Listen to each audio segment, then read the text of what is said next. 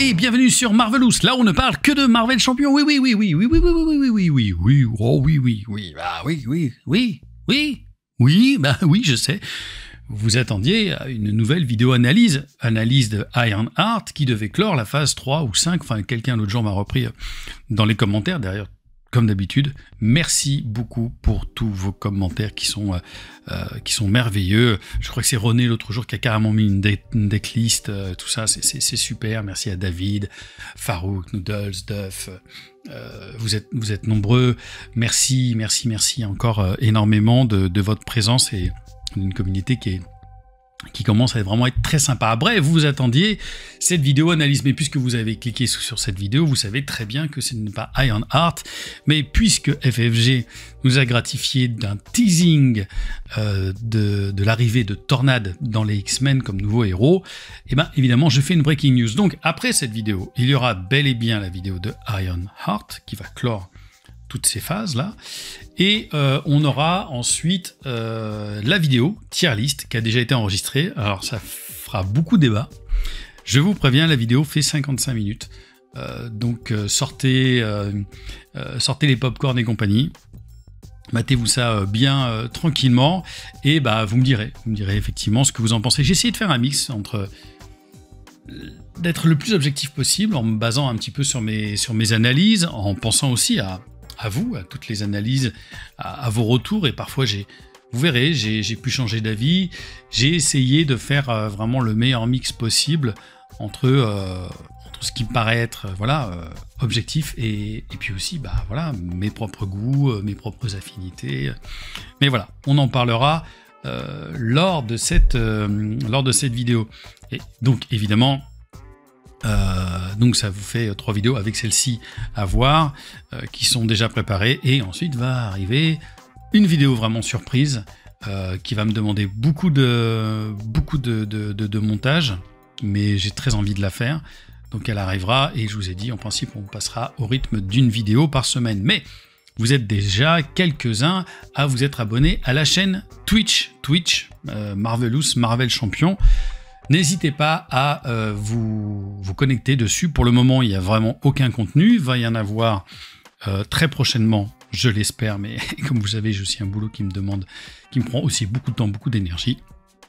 Mais ça arrive. Et vous verrez aussi une petite surprise. J'ai trouvé le moyen qu'on communique de manière encore aussi un petit peu plus spontanée, ou je dirais directe, pour la suite des événements. Mais je vous laisse ça dans la vidéo tier list où je vous raconte tout plein de choses. Alors aujourd'hui, on va s'intéresser donc à Ororo Monroe et alias Tornade. Alors Ororo, c'était un personnage que j'appréciais moi vraiment beaucoup dans l'air. Je voulais vous apporter, là j'ai toute la collection des X-Men. C'est vraiment génial. Ça m'a même donné assez envie de les relire.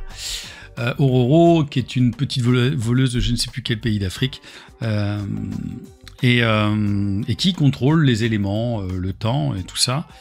Et il y a elle a même été à la tête donc des X-Men suite, je crois, à Cyclope lorsque Phoenix meurt.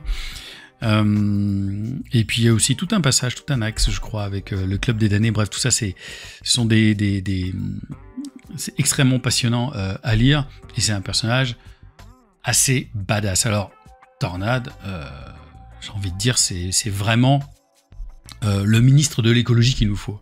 Bah oui, clairement, c'est le ministre de l'écologie qu'il nous faut. Vous imaginez, il fait trop chaud. Pas de problème, hop, de la pluie, quoi, voilà. Là, la calotte glaciaire, elle est fondue. Pas de problème, hop, un petit peu de glace, comme ça, je fais, dites donc, il manquera de la neige à Noël. Hop, un petit peu de neige. Il caille en ce moment. Et allez, hop, soleil, voilà. Ça, c'est vraiment le ministre de l'écologie qu'il nous faut. Cela dit, nous, on en a une aussi en France, une ministre de l'écologie qui s'appelle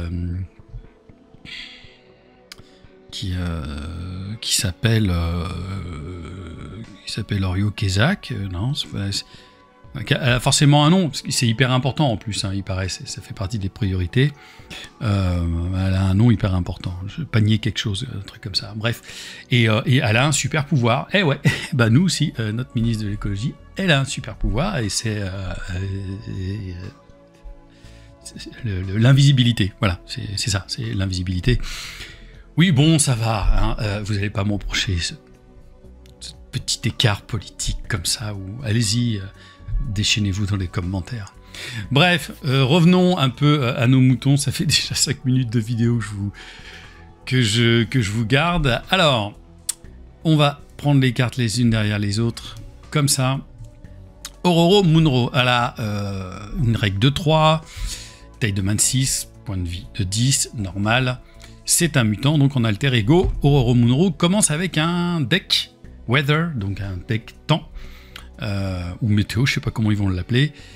Donc un petit peu comme Strange, c'est ça qui va être aussi intéressant, d'avoir un petit deck à côté. Donc je crois que c'est la seule, ça va être la seule avec Strange à avoir un petit deck comme ça, mais qui vont être des états un petit peu permanents. Et donc le setup, on choisit un support alors donc ça va être des supports, des soutiens pardon, du deck Weather, et on va le mettre en jeu. Donc on va voir ça très très rapidement. Après, d'abord on va regarder la carte héros, Storm, 1 de contre. Ça paraît un petit peu étonnant quand même, parce que c'est quand même un personnage qui peut contrer bien, mais ça va venir dans une amélioration plus tard, vous verrez si vous n'avez pas déjà découvert les cartes. 2 d'attaque, 1 de défense. Bon.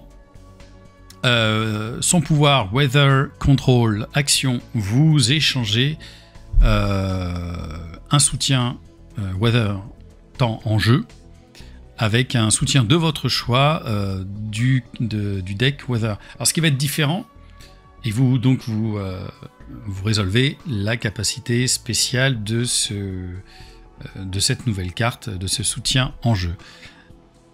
Limite d'une fois par round. Ce qui va être vachement intéressant, c'est que contrairement à Strange, dont on sort les cartes un petit peu par hasard comme ça, même si on a effectivement son habilité d'alter ego et Wong, qui permet aussi de pouvoir changer de carte du dessus du deck.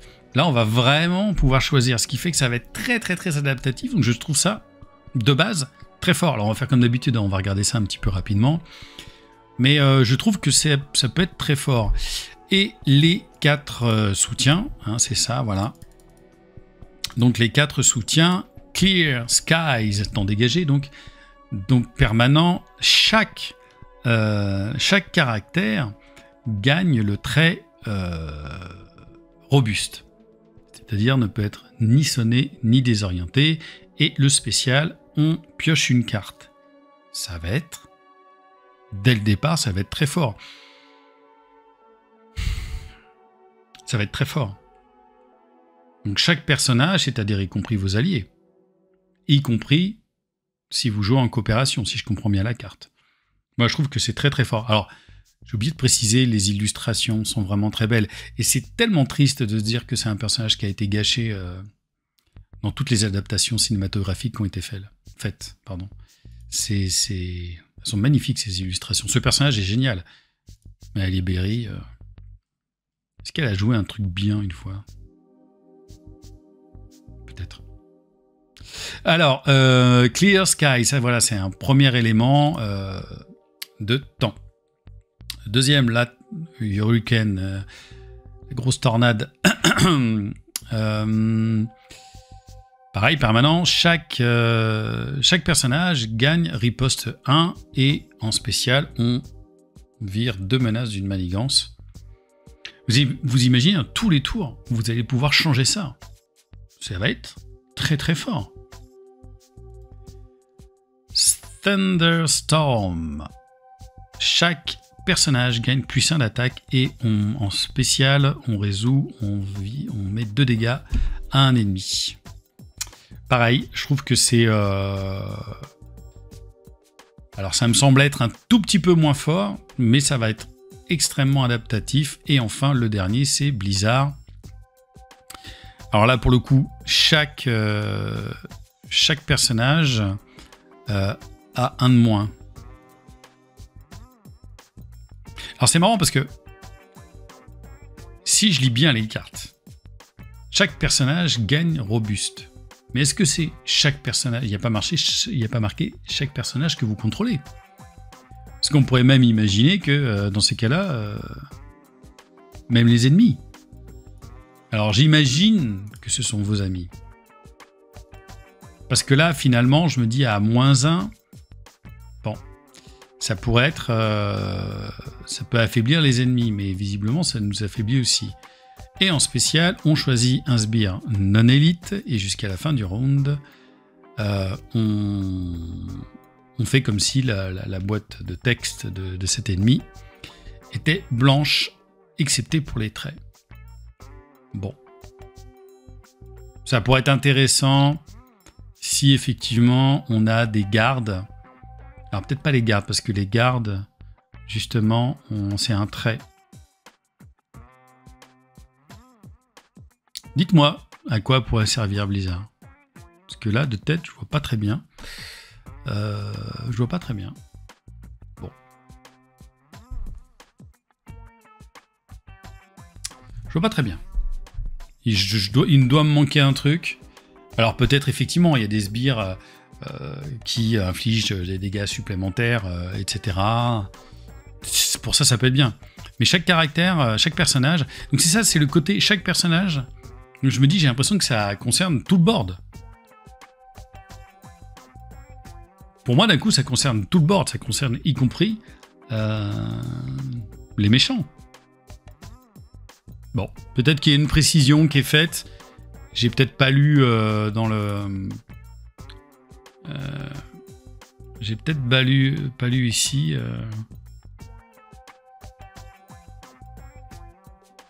Je crois pas, hein.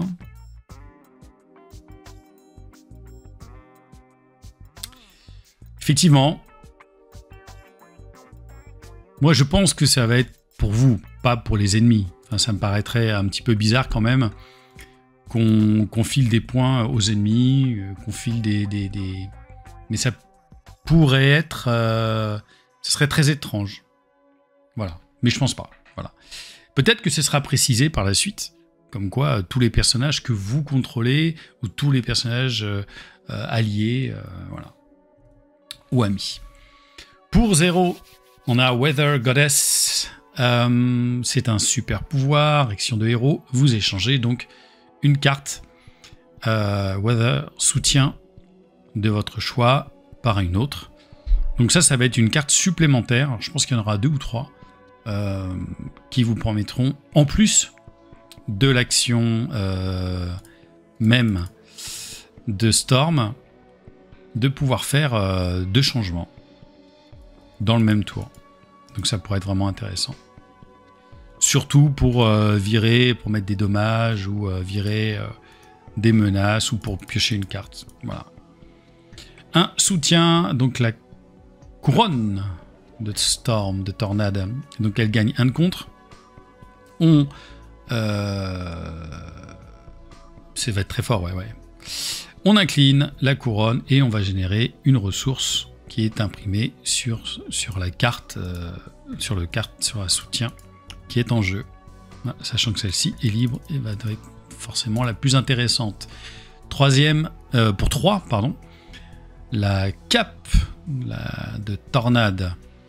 Elle gagne 1 de def et elle gagne le trait aérien. Et réponse de héros après que vous avez résolu. Après avoir résolu le trait spécial d'un soutien Weather, vous inclinez la cape de Storm et vous la redressez. Très très bien. Donc on pourra le faire plusieurs fois si on a effectivement cette carte-là, si je dis pas de bêtises. Parce que si vous le faites une première fois avec l'action de Storm, vous mettez en jeu un nouveau soutien, et ce nouveau soutien, vous résolvez la capacité spéciale, ou alors vous avez déjà attaqué avec Storm, vous inclinez la cape et vous redressez Storm, mais la cape, elle va pas se redresser de son côté. Ouais, non, vous pouvez le faire qu'une fois. Ouais. C'est pas non plus... c'est pas Quicksilver. Mais c'est très bien, très très bien. Alors, pluie torrentielle pour 2, un événement. Super pouvoir contre. Vous virez 3 menaces parmi parmi les manigances en jeu. Si Hurricane, si... Ah oui, voilà, c'est ça. Si ça, c'est en jeu, ça, effectivement, vous résolvez sa capacité spéciale. Donc ça va être chouette aussi d'avoir que certains événements vont pouvoir se jouer avec les soutiens quand le soutien est en jeu. C'est logique. Donc en gros, ça pourra virer pour 2. On pourra virer 5 de menaces. Très chouette. Donc ça va être la logique aussi pareil. Pour un événement, une défense super pouvoir, interruption de héros, quand le vilain vous attaque, le vilain et chaque sbire engagé avec vous ont moins 3 d'attaque à cette phase. Si Blizzard est en jeu, vous résolvez sa capacité, et la capacité donc de Blizzard, c'est de virer, de mettre les boîtes de texte en blanc. Ok. Bon, pas mal, parce que déjà, pour 1, ça va vous éviter de vous défendre. Et déjà que les minions, que les sbires aient moins 3 d'attaque, c'est énorme, vous subirez très très peu de dégâts. Pour 3, Blast of Wind, un autre événement, super pouvoir, action de héros, vous choisissez un joueur, vous mettez 3 dommages au vilain, au méchant, et à chaque... Et à chaque sbire engagé avec ce joueur. Et vous résolvez la capacité spéciale de votre soutien. C'est très bien. C'est un peu comme l'arme de... je sais plus laquelle arme c'est un bazooka, un truc comme ça, de Rocket Raccoon. Tu choisis un joueur, et puis on met plusieurs... on met un coup au méchant et à tous les sbires engagés avec lui. Ouais, très bien, très intéressant. Elle sera livrée en commandement, j'imagine, c'est évident. Pour 1 en événement tactique, vous pouvez jouer cette carte seulement si vous avez le trait X-Men, action de héros. Vous cherchez parmi les 5 cartes du top sur le dessus de votre deck, un allié X-Men, vous le mettez en jeu. Si cet allié est toujours en jeu à la fin de la phase, vous l'ajoutez à votre main. C'est fantastique. Ça, j'ai l'impression que d'un coup, le commandement pour Cyclope et pour elle, ça va être super. Vous imaginez, vous mettez un personnage directement en jeu, et s'il est toujours en jeu à la fin de votre phase, vous la rajoutez à votre main. Vous le rajoutez à votre main, avec la possibilité de le garder, de le rejouer sur le tour d'après, ou évidemment de le défausser. C'est très très très fort. Je pense que c'est une très très très très bonne carte pour 1. C'est magnifique. Mirage pour 3, là en revanche. 2 de contre, 1 d'attaque, 2 de points de vie. Psionique, réponse après que Mirage est entré en jeu, vous choisissez un ennemi dont la manigance est inférieure au contre de Mirage, et vous assommez cet ennemi pour 3. C'est pas intéressant. Ça aurait été pour 2, ouais. Mais pour 3, je pense que c'est pas intéressant. Est-ce qu'il y aura beaucoup d'ennemis qui auront 1 de manigance, des sbires? Je parle vraiment dans ce qui va venir chez les X-Men, on ne sait pas, on verra. Mais je pense que c'est pas intéressant. Pixie pour 2, 1 de contre, 2 d'attaque, 2 points consécutifs. C'est-à-dire que si vous la mettez en jeu, vous attaquez, elle meurt direct. Donc 2 points de vie. Aérienne, le trait aérien, donc X-Men. Après que Pixie est entré en jeu depuis votre main, vous ajoutez un allié X-Men de votre pile de défausse dans votre main. Super. Voilà, je pense que par exemple, là la combo elle sera géniale quoi. Vous jouez, vous le mettez dans votre main. Si vous avez besoin de vous refaire une main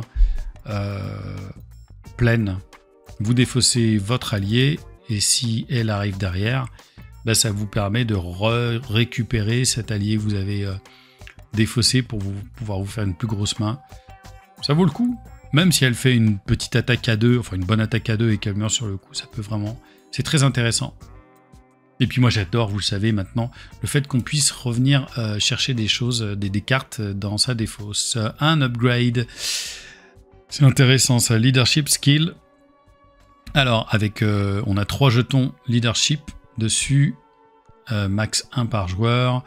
Interruption, quand un allié fait un contre basique ou une attaque basique, vous retirez un contre d'ici et cet allié gagne +1 de contre ou +1 d'attaque pour cette action. Ok. Voilà, par exemple, très clairement, elle peut faire un gros coup à 3. Hein. 3 d'attaque. Très bien. Je pense tout de suite à Wolverine, mais Wolverine, il est agressif, mais je crois que c'est Cyclope qui peut jouer n'importe quelle. Il a une carte, c'est ça, hein, si je dis pas de bêtises. Il a une carte qui lui permet de venir chercher, enfin de faire jouer n'importe quel allié de n'importe quelle affinité. Uncanny X-Men, un soutien pour 3. Vous jouez ça sous le contrôle d'un joueur. Max, un team card par player. Je lis les cartes en même temps, pardon, parce que je les ai lues qu'une fois, et donc j'ai l'impression de les redécouvrir un peu. Bref, chaque allié X-Men gagne un point de vie. Si chacun de vos alliés a le trait X-Men, chacun des alliés X-Men coûte 1 de ressources en moins pour jouer. À jouer. Ouais, donc vous avez un support si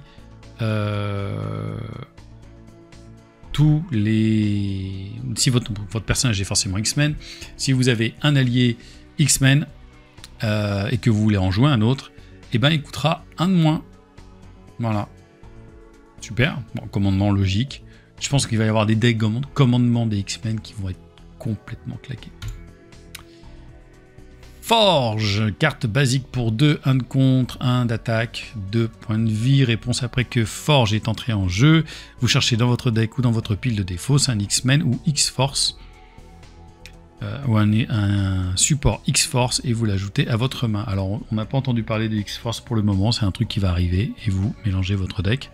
Intéressant. Moi j'aime toujours bien les cartes là aussi à 2, un peu comme un art en basique, qui servent à faire un petit ping et à tanker. Très bien. Alors le soutien X-Force, on va découvrir. Je connais pas. Mais très bien, ça j'aime beaucoup. Un support de X-Jet, c'est un véhicule, donc la ressource, vous inclinez le X-Jet, vous générez une ressource libre pour un joueur dont l'identité a le trait X-Men. Très bien, c'est-à-dire qu'on peut jouer en coopération, pour soi, pour 3. Ça sera un petit peu cher, mais bon, si vous arrivez à la mettre en tout début de jeu, comme d'habitude, ce sera totalement gagnant. Et enfin, le Némésis, c'est ça, hein, je pense que c'est le Némésis de... Je m'y intéresse pas trop en ce moment. Je sais que vous êtes nombreux à me demander quand est-ce que je ferai un classement des vilains, des Némésis et tout ça. Ce sera fait. C'est pas la priorité, mais ce sera fait. Bon, bref. Lui, il est gros, lui, hein. Moi, j'aime vraiment beaucoup ce concept d'avoir un deck supplémentaire, un peu comme Strange, et avec l'avantage de pouvoir choisir à chaque fois ce qui va se passer. Alors je pense que le côté effectivement sur lequel j'ai des doutes, je suis pas sûr que ça concerne je suis évidemment pas sûr que ça concerne tous les personnages. À mon avis, ça ne concerne que les alliés. Ça me paraîtrait bizarre. C'est, je pense, un personnage hyper intéressant qui me plaît moi beaucoup, qui me hype en tout cas. Et j'ai très hâte de l'avoir aussi débarqué. Ça va en faire hein, des vidéos analyses. Arrive bientôt donc la carte, arrive bientôt l'extension. On va dépenser encore plein de sous là-dedans. Bref, et je vous ferai pour le coup des vidéos spéciales, des vidéos comme j'ai acheté le bras, etc. Ici, vous voyez pour vous. Hein. Je fais des folies. On fera des vidéos révélations avec les cartes, presque unboxing, pourquoi pas. Voilà, n'hésitez pas hein, à laisser aussi des commentaires. Dites-moi si vous êtes ou pas hypé par Tornade. On se retrouve très vite pour une nouvelle vidéo. Mais la nouvelle vidéo, vous savez ce qui va suivre à celle-ci. Et après même l'autre. Mais bref, on se retrouve pour plein d'autres vidéos encore derrière. Ciao, Marvelous.